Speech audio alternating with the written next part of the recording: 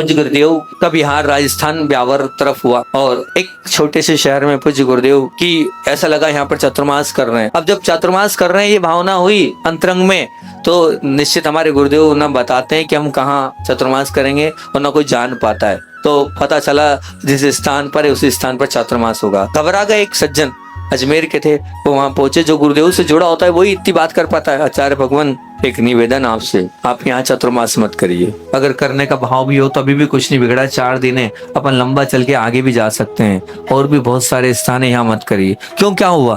तो बोले आचार्य जी, सबसे पहली बात तो बहुत मच्छर है यहाँ, और यहाँ पर अत्यधिक चातुर्मास में मच्छर होते हैं और तीव्र गर्मी होती है। 10 लक्षण के बाद तो ऐसी गर्मी होती है, बहुत बेकार स्थिति रहती है। सबसे गर्म एरिया है हमारे राजस्थान का ब्यावर, आपको यहाँ चातुर्मास नहीं करना है। ऐसा आवेदन निवेदन किया, सूख जाता है पूरा दृश्य। आचार्य श्री मुस्कुराने लगे और आचार्य श्री ने कहा, अरे जिस स्थान पर आचार्य शांति सागर जी चारित चक्रवर्ती महाराज ने पूरे संघ के साथ चातुर्मास किया है, वो स्थान तो वैसे ही पवन और पवित्र और पूज्य बन गया है, और तुम वहां चातुर्मास करने के लिए मना कर रहे हो।